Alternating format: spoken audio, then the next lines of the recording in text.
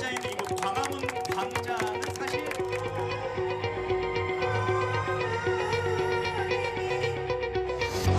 지금 이 자리에서 국민으로부터 임명받은 제21대 대한민국 대통령 이재명은 대한민국 주권자의 충직한 일꾼으로서 오직 국민만 믿고 국민이 주인인 나라 모두가 행복한 대한민국을 향해 힘껏 성큼성큼 걸어 나아가겠습니다.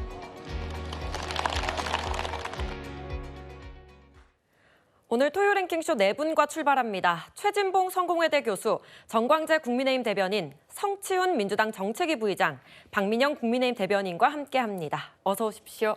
안녕하세요. 네, 어제 저녁 8시에 광화문에서 이재명 대통령의 국민 임명식이 있었습니다. 국민대표 80인이 이 대통령에게 직접 쓴 임명장을 수여한 건데요.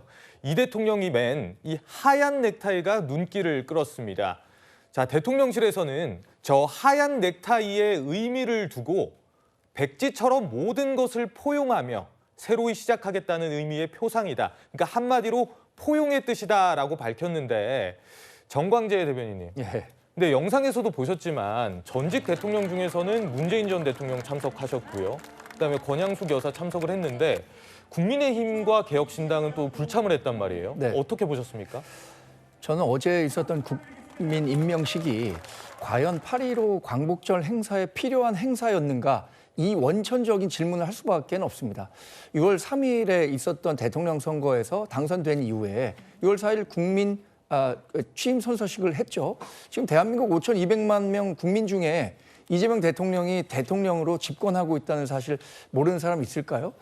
그런데 과연 이렇게 불필요한 행사를 왜 끼워 넣었을까? 일종의 사고 싶지 않은 상품임에도 불구하고 끼워 넣기 팔기를 했었던 국민 임명식이었다고 생각하기 때문에, 또 더군다나 최근에 있었던 전국 상황과 관련해서도 국민의힘이 도저히 응할 수 없는 상황이 연출됐었던 거죠. 예. 우리가 반대했었던 조국 윤미향 전 의원에 대한 사면 반대했고, 또 하나는 국민의힘 그 당원 압수수색과 관련해서도 강력한 항의 메시지를 냈었는데, 이러한 부분들이 연출되는 와중에 그 국민의힘 지도부 또 개혁신당 지도부에게 참석하라고 한 것 자체가 저는 뭐 부적절했다고 봅니다. 그리고 기본적으로 말씀드렸던 것처럼 전혀 쓸모없는 행사를 개최했었다. 우리가 참여할 이유를 전혀 느끼지 못했다. 이렇게 평가합니다. 네, 정광재 대변인의 개인 의견 들어봤는데 최 교수님, 네. 어쨌거나 좀 불필요한 행사 아니었느냐, 약간 좀 반쪽짜리 행사 아니었느냐, 이런 지금 지적이거든요. 어떻게 보십니까? 본인들이 참석 안 하고 반쪽짜리 행사는 얘기하면 안 되는 거죠. 본인들이 참석을 안 한 건지 반쪽짜리 행사는 아니죠. 참석을 해야 되는 장소에 안 한 거니까 본인들의 선택이니까 그건 존중해야 되지만 예. 내가 안 갔으니까 반쪽짜리다 이렇게 얘기하면 안 된다고 보고요. 어제 이제 이재명 대통령이 뭐 간단한 취임식을 하긴 했지만 그게 이제 조기 대선이 이루어지는 바람에 뭐 약식으로 할 수밖에 없는 상황 아니겠어요? 그리고 오늘은 뭐 취임식이라기보다 어제 행사는 기본적으로 국민들 앞에서 국민 주권 정부라는 것을 명명하고 다시 발표하는 기회라고 생각해요. 80인의 국민 대표가 이재명 대통령이 원하는 것, 바라는 것들을 직접 전달을 했고요. 예. 그것을 이제 국정에 반영해서 저기 지금 화면에 나오고 있습니다만 실천할 거라고 생각합니다. 그런 의미를 담고 있고 국민 통합의 의미를 담고 있어서 이재명 대통령도 야당 대표들이나 지도부에 참석을 요청했지만 그분들이 이제 참석을 안 한 게 좀 아쉬운 부분이 있고요. 예. 그분들의 선택이니까 그걸 뭐라고 할 수는 없겠지만 국민들이 함께 새로운 대통령과 새로운 대통령 이재명 정부가 제대로 잘 갈 수 있도록 힘을 모아주고 함께하는 게 필요하다고 생각해요. 건전한 비판을 할 수 있지만 예. 그 비판이 본인들의 당리 당략을 위해서 이용되는 상황이 아니라 비판도 하면서 협력할 건 협력하는 그런 모습을 보여줬으면 좋을 뻔했는데 아쉬움이 남는 대목입니다. 알겠습니다. 자, 어제 오전 광복절 경축식에서도 이 반쪽 인사를 하는 상황이 연출이 됐습니다.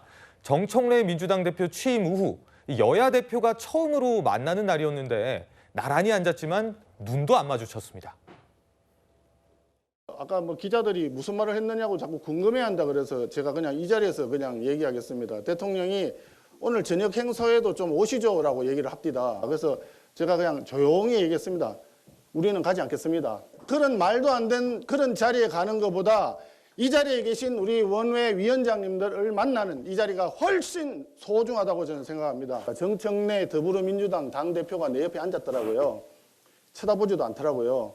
저도 똑같습니다. 사람하고 악수한다 뭐 이런 이상한 얘기를 했던데 누가 정청래하고 마음 편하게 악수할 사람이 있겠어요. 네, 국민의힘 송원석 원내대표, 이 대통령이 국민 임명식에 참석해달라고 한 요청을 면전에서 거절했다 이렇게도 밝혔는데요. 정청래 대표와 서로 눈도 안 마주치고 악수도 안 한 이후 지난 2일 정 대표의 이 발언의 여파가 계속 이어지는 것 같습니다. 12.3 비상계엄 내란을 통해서 대원군에게 총을 들려서 국회로 쳐들어왔습니다. 거기에 대한 사과와 반성, 그것이 먼저입니다. 그러지 않고 저는 그들과 악수하지 않을 것입니다. 네, 정청래 대표는요, 이 취임 예방 인사도 국민의힘과 개혁신당은 하지 않았습니다. 국힘 최고위원회에 출마한 양향자 후보가 오늘 이런 SNS를 올렸는데요.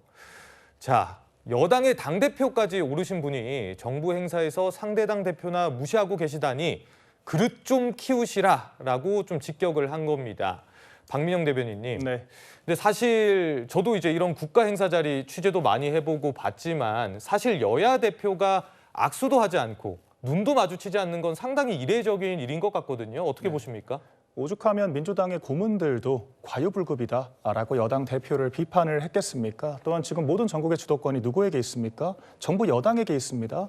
화합하겠다, 통합하겠다 이야기를 하지만 또 내란 얘기를 꺼내면서 하지 않겠다라고 얘기를 하고 있잖아요. 그런데 100번, 1000번 양보해서 국민의힘은 그렇다 치고 개혁신당도 내란 선동한 당이라서 악수를 하지 않는 것인가. 당연히 이런 의구심을 제기할 수밖에 없고 결과적으로 이른바 개딸들, 민주당 강성 지지층에게 소구하기 위한 무리한 행보에 함몰되어 있다라고 보는 게 맞다라고 생각을 합니다. 또한 저희가 지역적으로 보더라도 사실 통합을 하겠다라고 하기에는 모두 다 독단적으로 처리를 하고 있어요. 강선우 후보자를 사퇴시키는 척하면서 결과적으로 여당 대표가 울타리가 되어주겠다라고 입장을 바꾸기도 했고요. 또한 이춘석 법사위원장이 정말 놀라운 행동으로 국기문란 사태 때문에 물러나는 상황들이 있었는데 야당과 협의도 없이 추미애 법사위원장을 임명을 강행을 해버렸습니다. 또 마지막으로 노란봉투법, 방송3법 등 다 단독으로 강행을 하고 있잖아요. 지금 군소야당이라고 아무런 존중도 하고 있지 않은데 들러리만 서달라고 하는 것 자체가 적합하지 않다라고 생각을 합니다.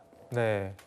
사실 뭐 정청래 대표의 이런 행보가 아예 이해가 안 되는 건 아닌 것 같습니다. 성춘 부의장님. 사실 이제 정 대표가 지금 이제 취임을 했기 때문에 강성 지지층의 마음도 얻어야 되니까 사실 뭐 이런 행보를 보였을 수도 있을 것 같은데 사실 이재명 대통령 같은 경우엔 지금 통합 행보를 보이고 있잖아요. 그래서 정 대표의 이런 행보가 좀 이 대통령의 통합과는 좀 반대되는 것 아니냐. 그래서 국정에 부담이 되는 것 아니냐는 해석도 나오는 것 같거든요. 지금 뭐 강성 지지층에 어필하기 위해서 저런 행보를 한다라고 저는 보지는 않고요. 그러니까 그 여당 대표로서 그리고 비상계엄 때문에 그리고 파면당한 대통령 때문에 조기 대선에 의해서 선출된 여당의 대표 아닙니까? 그런 여당 대표로서 반성하지 않는 국민의힘 진영에 대해서 경고성 메시지를 던지는 건 전 전적으로 동의를 합니다.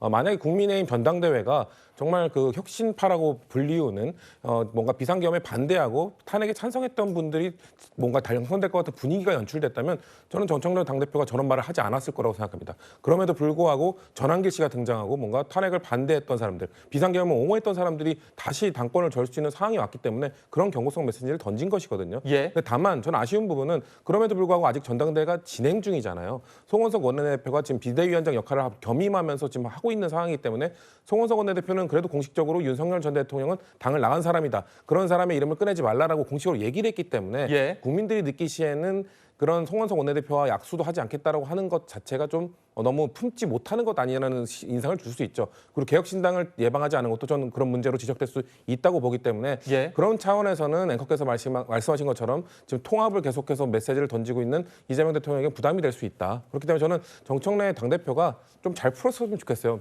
저렇게 좀 강성한 모습을 보이시면서도 좀 푸는 것도 좀 잘하시는 분이거든요. 그래서 국민의 전당대회 결과가 나오기 전에 조금 송원석 원내대표의 관계는 조금 풀기 위해 노력하시는 것이 품는 여당 대표로서의 자세가 아닐까. 전 그렇게 말씀드리고 싶습니다. 품는 여당 대표가 돼달라는 조언까지 있었습니다.